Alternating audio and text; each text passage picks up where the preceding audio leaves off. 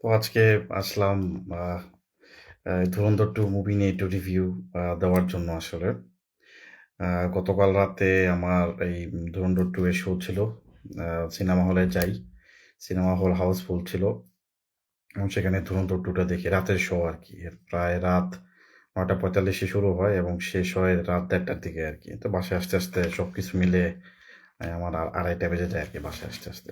আচ্ছা, যাই হোক, আমি ধুরন্ধর 2 এর রিভিউটা দিই আর কি। ধুরন্ধর 2-তে কিন্তু আমরা 1 তো দেখলাম।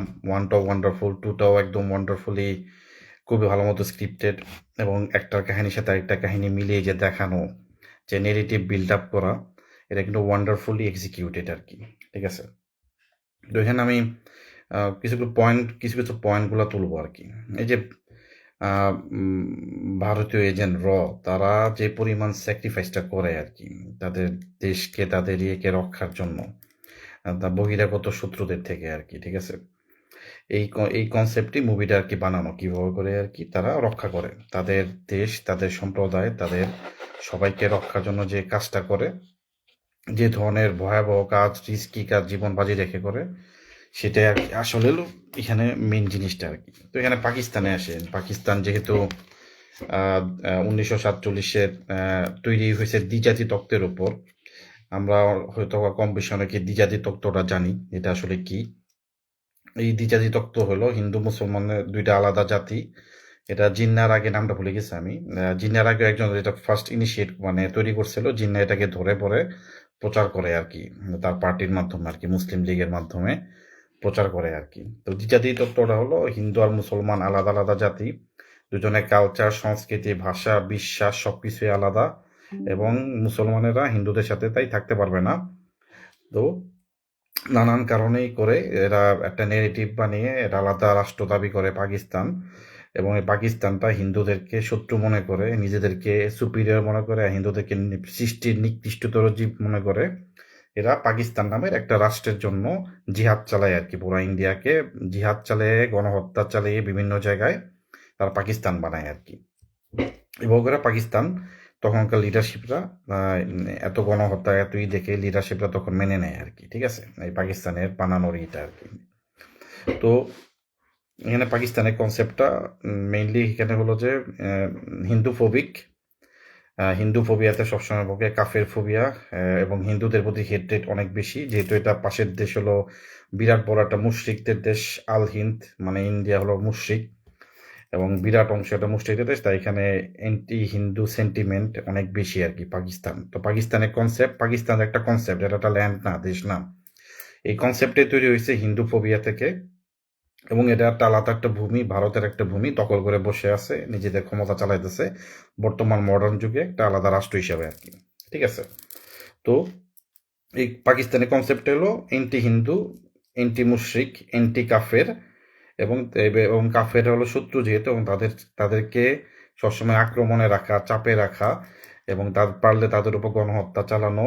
সে কাফেরটা নির্দোষ হোক, দোষী হোক, যাই হোক, এটা তাদের দিন ইসলামের কর্তব্য, দায়িত্ব আর কি।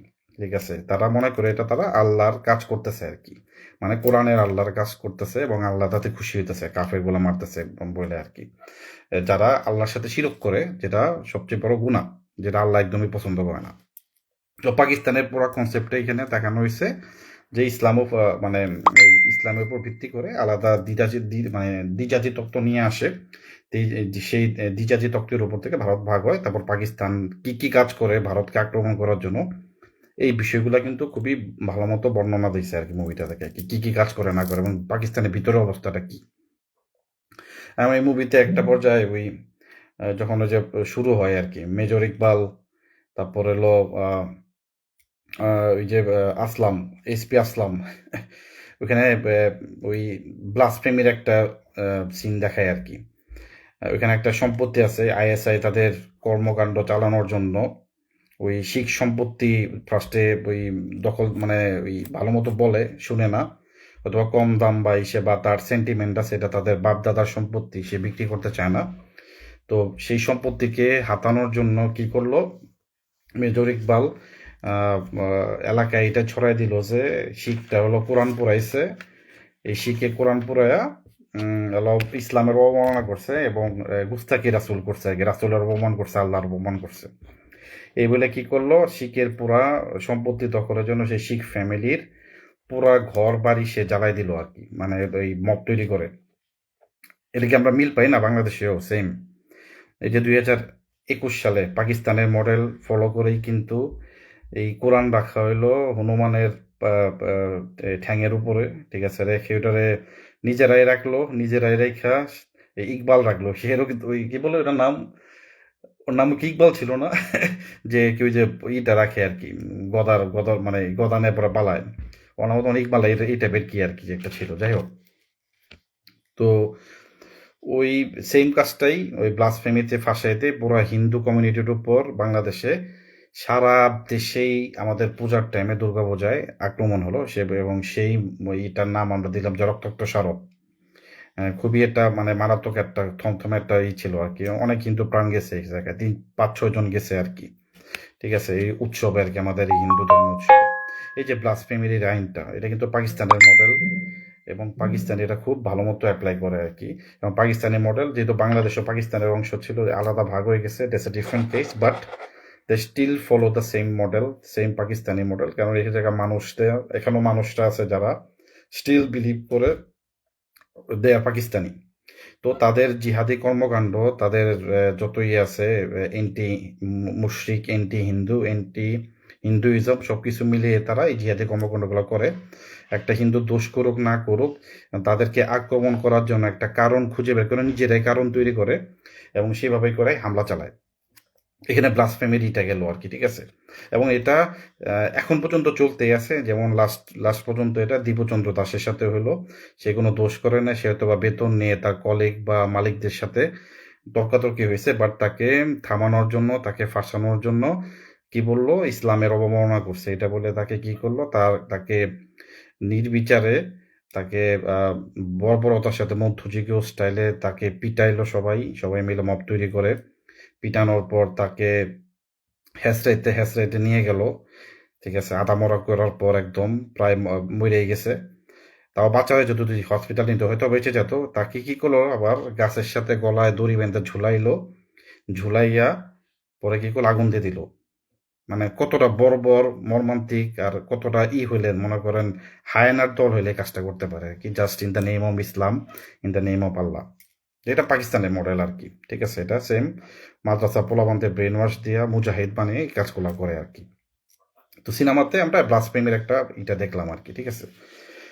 বাংলাদেশের 1971 নিয়ে ওই ব্রিগেডিয়ার জাহাঙ্গীর, যেটা মেজর ইকবালের বাবা হিসেবে বা পিতা হিসেবে দেখানো হয়, সে তাকে দেখানো যায় মেজর ইকবাল ইন্ডিয়ার কিছুই করতে পারতেছে না। তার আগে ইন্ডিয়ান র এজেন্টরা নানানভাবে পাকিস্তানের সব ষড়যন্ত্র ভেঙে দিতেছে, এই কারণে খুবই আপসেট।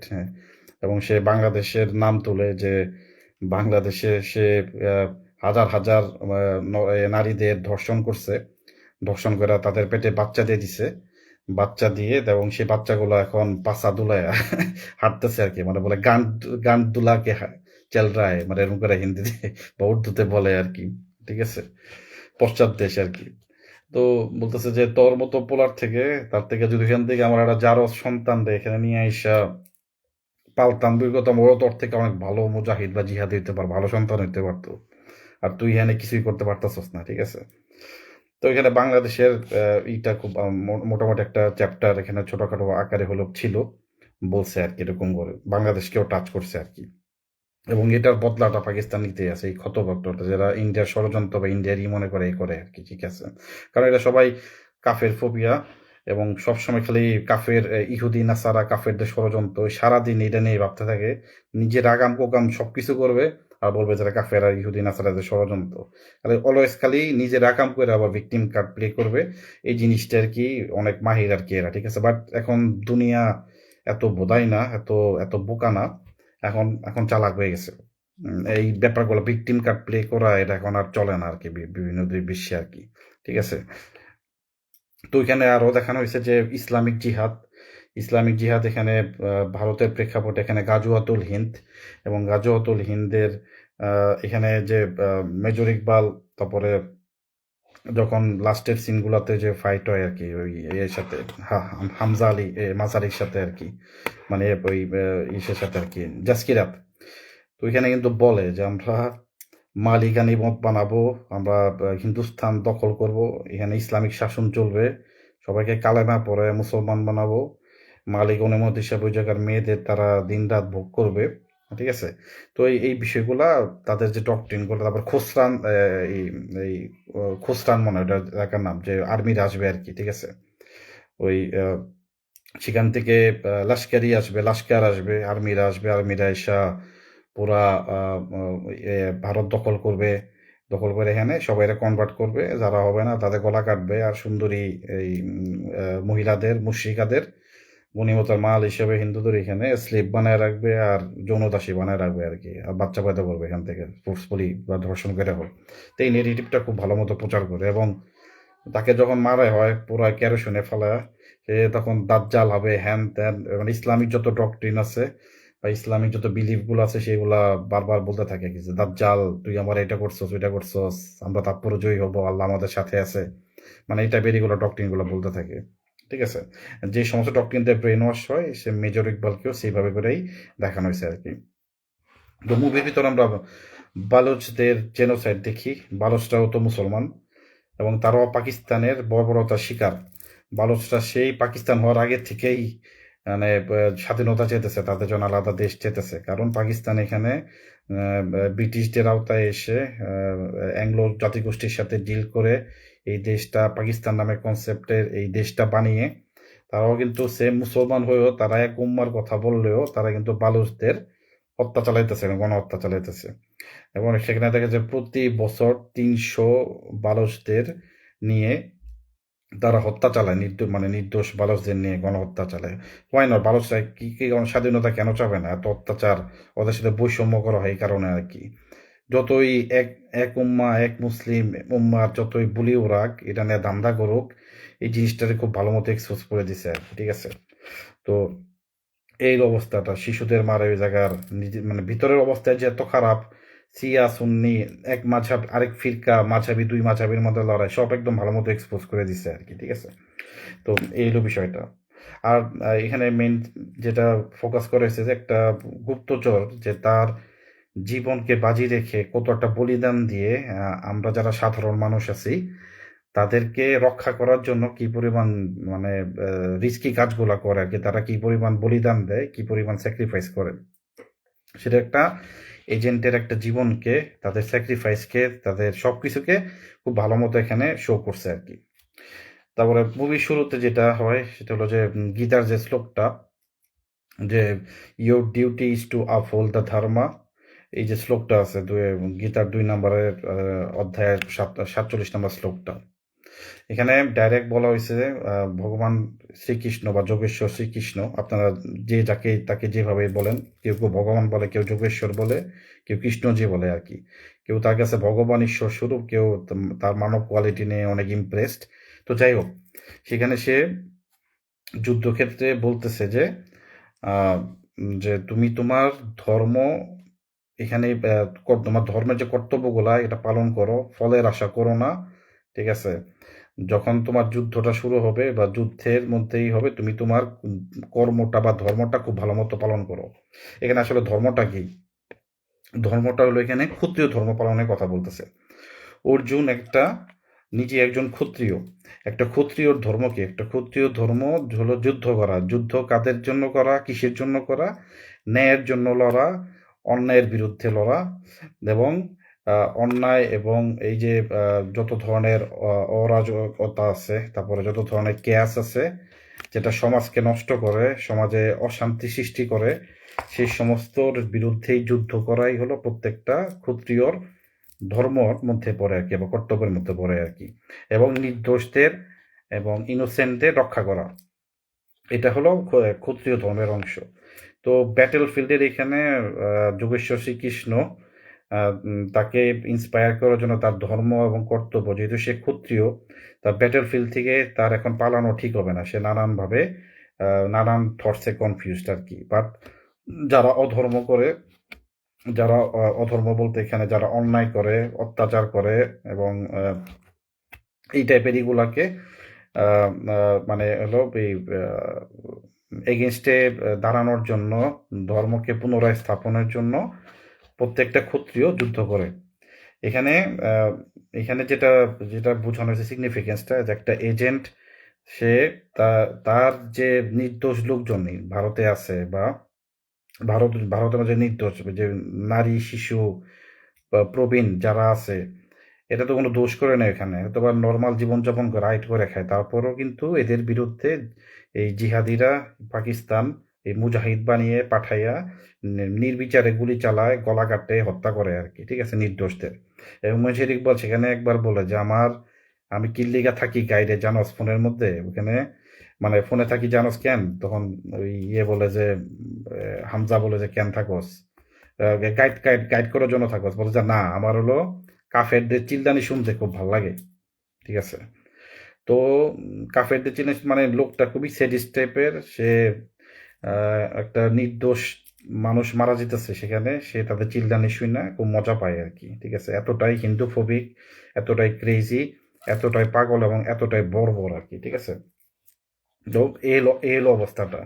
তো এখানে এই নির্দোষ লোকেদের বাঁচানোর জন্য ধুরন্ধর হয়ে হামজা আলী মাঝহারি যে কাজগুলা করে গীতার শ্লোকটায় ওইটাই বোঝায় আর কি, যে ক্ষত্রিয় ধর্ম পালনের যে সিগনিফিকেন্সটা, বা যেটা কর্তব্য একটা ক্ষত্রিয়, যে নির্দোষ লোকেদের বাঁচানোর জন্য আর কি।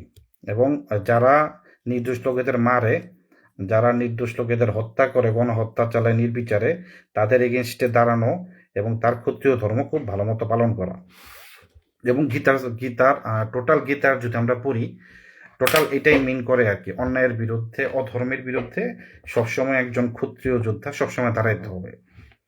তো এই ক্ষত্রিয় ধর্মের এবং ক্ষত্রিয়দের কর্তব্য, এটা খুব ভালো মতো বুঝাইছে যে কি করে এবং কোন কোন পর্যায়ে কি কি মারাত্মক পর্যায়ে যাইতে হয় একজন ক্ষত্রিয় তার ইসের জন্য, ধরে রাখার জন্য, তার সিক্রেসি ধরে রাখার জন্য। পাকিস্তানের মতো একটা হস্টাইল একটা দেশে, যেখানে নিজেরাই পাকিস্তানের ভিতরে নাগরিকরাই সুরক্ষা পায় না, অল টাইম গোলাগুলি, খুনাখুনি, বোমা ফাটতে থাকে একটা একটা জায়গায়, ওটা হস্টাইল সিচুয়েশনে নিজের দেশের জনগণকে বাঁচানোর জন্য যে স্যাক্রিফাইসটা করে আর কি একটা ক্ষত্রিয় যোদ্ধা, যেটাকে বলে বলিদানী পরম ধর্ম।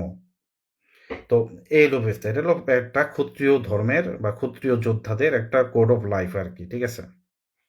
এটাকে খুব মানে ভালো মতো ই করে আর কি দেখাইছে আর কি মুভিটাতে আর কি। তো এই যে আমাদের ক্ষত্রিয়তা, এই ক্ষত্রিয়তা প্রত্যেকটা হিন্দুরই থাকা উচিত, কারণ আমরাও আমাদের কি ঘৃণা করে আমাদের আইডেন্টিটির কারণে আমাদেরকে আমাদের সম্প্রদায়ের উপর বারবার হামলা হয়। আমরা কোনো দোষ করি না করি, আমরা কিছু বলি না বলি, তারপরও বারবার এরা হামলা করে, জাস্ট আমাদের বিশ্বাসের কারণে, আমাদের আইডেন্টিটির কারণে আর কি।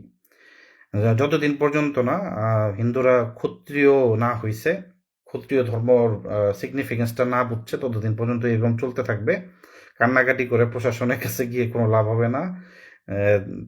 তারা কোনো কাহিনী টাহিনী বানায়া কোনো কিছু করে জাস্ট ধামাচাপা দিয়ে দিবে আর কি, ঠিক আছে। কারণ প্রশাসনের ভিতরেই ওরাই বসে আছে আর কি, ঠিক আছে।